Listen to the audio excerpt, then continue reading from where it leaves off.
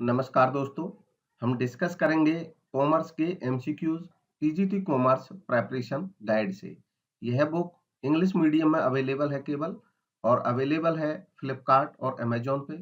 आप वहां से इसको ले सकते हैं। इसके यहाँ पे हम जो एमसीक्यूज को कर रहे हैं तो साथ साथ हिंदी में भी प्रोवाइड करा रहे हैं, लेकिन बुक में केवल ये इंग्लिश मीडियम में ही अवेलेबल है।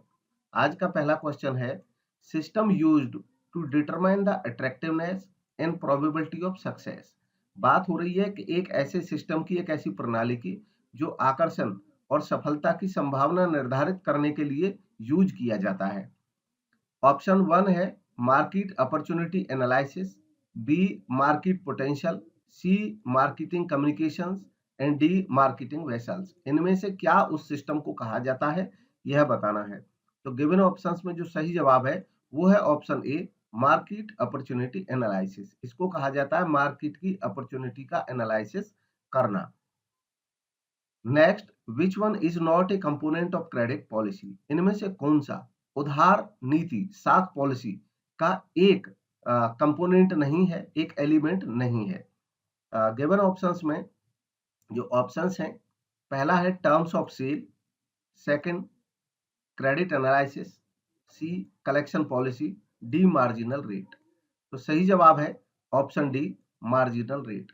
दरअसल मार्जिनल रेट क्रेडिट पॉलिसी से रिलेटेड नहीं है। कोई कंपनी अपनी क्रेडिट पॉलिसी इसके लिए बनाती है कि वो क्रेडिट किस प्रकार से लोगों को उपलब्ध करा सकती है, उधार सामान बेचने की पॉलिसी। इसमें टर्म्स ऑफ सेल्स जो होती है वो एक कंपोनेंट रहता है, क्रेडिट एनालिसिस एक कंपोनेंट रहता है, और कलेक्शन किस तरीके से किया जाएगा उधार बेचने के बाद, यह एक कंपोनेंट रहता है। Next, the practice of selling below cost with an intention to destroy the competitor is referred to as। जब कोई कंपनी अपने सामान को काफी कम कीमत पे बेचती है और इंटेंशन ये होती है कि जो कॉम्पिटिटर्स हैं उनको समाप्त कर देना है, उनके व्यवसाय को ठप करा देना है, मार्केट से बाहर कर देना है उनको, तो उसको क्या कहते हैं? पहला ऑप्शन है loss leader pricing, B codified pricing, C cost differentiation and D predatory pricing. इसको प्रीडेटरी प्राइसिंग कहा जाता है। शिकारी मूल्य निर्धारण होता है। शिकार करने के उद्देश्य से कोई कंपनी मार्केट में आती है और बहुत कम प्राइस रख के बाकियों को मार्केट से बाहर करा देती है। तो ये डी इसका सही जवाब है। Next, Robert Lauterborn suggested 4 C's which do not include। Robert Lauterborn ने सजेस्ट किए 4 C's, जिनमें से इनमें कौन सा इंक्लूड नहीं है, यह बताना है। Option A customer solution, option B customer cost, option C communication and option D credit terms. तो इनमें से कौन सा उसके 4 C's में शामिल नहीं है, यह बताना है। गिवन ऑप्शंस में से जो सही जवाब है वो है ऑप्शन डी, क्रेडिट टर्म्स। ये 4 C's का पार्ट नहीं है। दरअसल रॉबर्ट लॉटरबॉर्न ने जो 4 P's मैककार्थी के थे उसके रिस्पॉन्स में 4 C's उसने कस्टमर के पॉइंट ऑफ व्यू से बताए। इनको आप इस तरीके से याद रख सकते हैं या समझ सकते हैं कि जो मैककार्थी के 4 P's थे वो थे प्रोडक्ट, प्लेस, प्राइस, प्रमोशन। और इनके रिस्पॉन्स में कि जो प्रोड्यूसर अपनी प्रोडक्ट पे फोकस करता है, उसके रिस्पॉन्स में जो कस्टमर होता है वो कस्टमर के वांट और नीड्स को सेटिस्फाई करता है। प्लेस जो होता है तो वो कस्टमर के कन्वीनियंस को, उसको कहाँ सुविधाजनक होगा, किस कहाँ पे सामान पहुंचाने में, तो ये इसके रिस्पॉन्स में है। प्राइस, जब जो मार्केटर होता है वो अपना प्राइस तय करता है, तो वो जो कस्टमर होता है उसके लिए कॉस्ट होता है।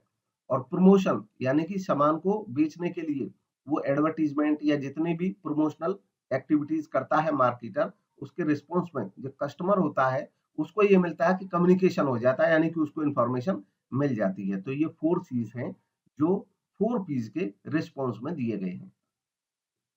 From the following which is not a major consumer promotion tool. इनमें से कौन सा एक कंज्यूमर प्रमोशन का टूल नहीं है, यह बताना है।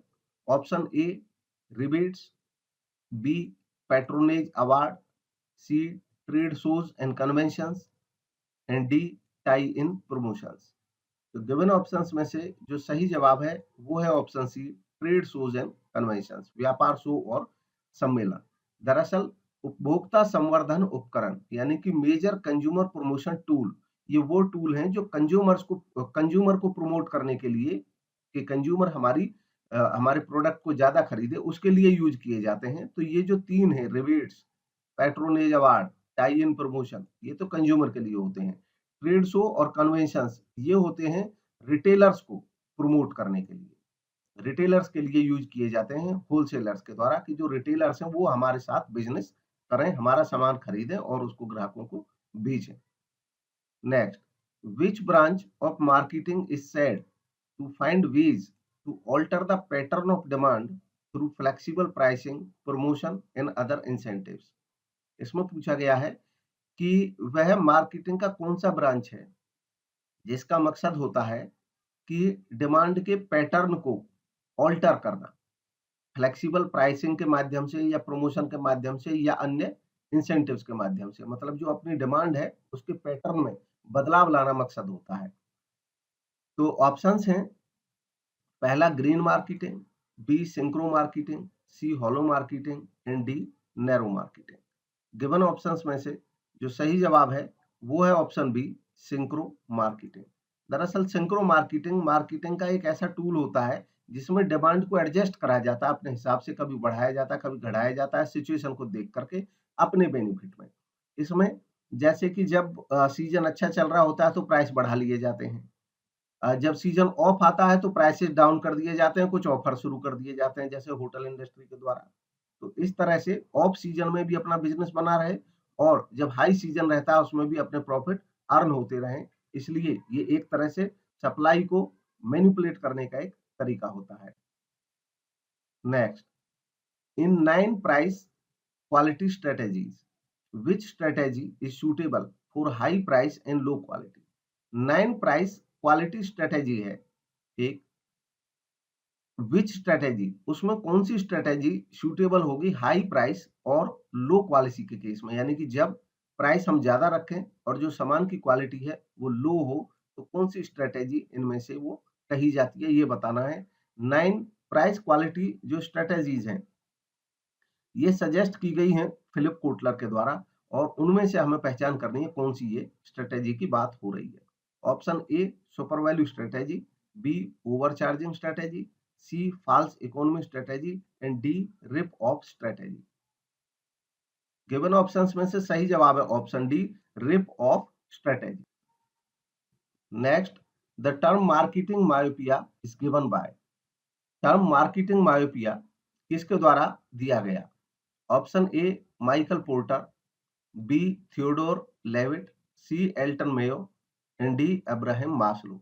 गिवन ऑप्शंस में से सही जवाब है ऑप्शन बी, थियोडोर लेविट। दरअसल थियोडोर लेविट ने 1960 में टर्म दी मार्केटिंग मायोपिया और इससे उनका जो पर्पस था वो ये था कि मार्केटिंग मायोपिया उस सिचुएशन में कहा जाता है जब कोई फर्म शॉर्ट साइटेड होती है, इनवर्ड लुकिंग अप्रोच अपनाती है। और अप्रोच शॉर्ट साइटेड मतलब वो दूरदृष्टा नहीं होती है, वो छोटे उद्देश्यों को देखती है खाली, और इनवर्ड लुकिंग होती है, अपनी तरफ देखती है। मतलब जो फर्म होती है वो खाली अपना सेल्फ की तरफ ध्यान देती है, ना कि कस्टमर्स की तरफ। कस्टमर्स की तरफ अगर देखेंगे तो फर्म के लिए वो लॉन्ग टर्म के लिए बेटर रहेगा, लेकिन इस केस में जब कोई फर्म ऐसा करती हो कि कस्टमर्स के हितों का ख्याल न रखते हुए केवल अपनी कंपनी अपने स्वयं के हितों का ख्याल रखने पे ज्यादा फोकस करती हो तो वो मार्केटिंग मायोपिया कहा जाता है। Next, which activity is not included in the primary activities of the generic value chain? इनमें से कौन सी एक्टिविटी ऐसी है जिसको शामिल नहीं किया जाता है जेनरिक वैल्यू चेन की प्राइमरी एक्टिविटीज में? Option A, inbound logistic, B, services, C, price, D, operation. सही जवाब है गिवन ऑप्शंस में से वो है option C, price. Price generic value chain का हिस्सा नहीं है। माइकल पोर्टर ने एक जेनरिक वैल्यू चेन दी है कि किस तरीके से जो सप्लाई है उसको पूरे सिस्टम को बेहतर बनाया जा सकता है। तो 5 उसकी मेजर प्राइमरी एक्टिविटीज बताई हैं। उनमें सबसे पहली है इनबाउंड लॉजिस्टिक, जब सामान आता है, देन ऑपरेशंस उस पे, देन उसका आउटबाउंड लॉजिस्टिक, बाहर जाने वाला system, then marketing and sales and then service. इस तरह ये 5 प्राइमरी एक्टिविटीज हैं। Next, the step in the selling process in which the salesperson identifies qualified potential customers। Step selling process का, जिसमें जो सेल्स पर्सन होता है वो आइडेंटिफाई करता है क्वालिफाइड पोटेंशियल कस्टमर्स को, ऐसे कस्टमर्स को जो उनके ग्राहक बन सकते हैं। उसको स्टेप को क्या कहते हैं? सेलिंग प्रोसेस का एक स्टेप होता है। Option A proposal solicitation, B promotion, C prospecting and D specification. जो सही ऑप्शन है वो है ऑप्शन सी, प्रोस्पेक्टिंग या पूर्वेक्षण इसको कहा जाता है। सेलिंग प्रोसेस के मेजर स्टेप्स हैं प्रोस्पेक्टिंग यानी कि भावी कस्टमर्स की खोज करना, देन प्रेपरेशन करना, तैयारी करना, देन अप्रोच एक तय करना, कौन सी अप्रोच करेंगे, देन प्रेजेंटेशन करना, देन हैंडलिंग ऑब्जेक्शंस जो आते हैं उनको हैंडल करना, देन क्लोजिंग सेल क्लोज करना, देन फॉलो अप, उसके बाद फॉलो अप करना कि हमारा जो सामान है उससे संतुष्ट है या नहीं है कस्टमर। तो ये थे आज के questions. Thank you for watching.